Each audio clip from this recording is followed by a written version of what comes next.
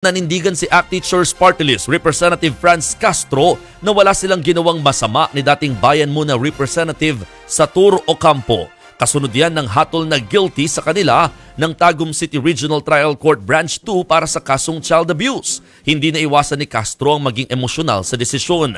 Nag-ugat ang kaso sa Solidarity Mission sa Salugpongan School sa Talaingod, Davao del Norte noong November 2018 kung saan inimbitahan sina Castro at Ocampo. Tumawag daw sa kanila mga guro ng Lumad School para magpasaklolo dahil hinaharas umano sila ng mga alamara o paramilitary group sa lugar. Dito na inakusahan ng grupo ni Castro na tumangay umano sa 14 na estudyanteng lumad sa naturang misyon. Wala raw kasulatan na pumayag ang mga magulang ng mga estudyante na sumama kina Castro at Ocampo.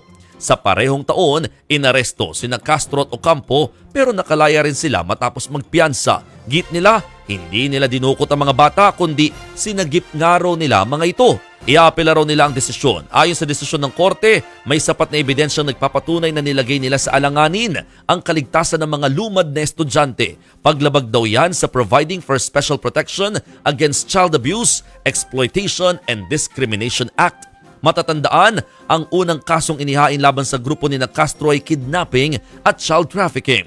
Pero ang kasong child abuse na lang ang iniwan ng prosecutor. Maaari sila makulong ng 4 hanggang 6 na taon at pagmultahin ng hanggang 20,000 piso.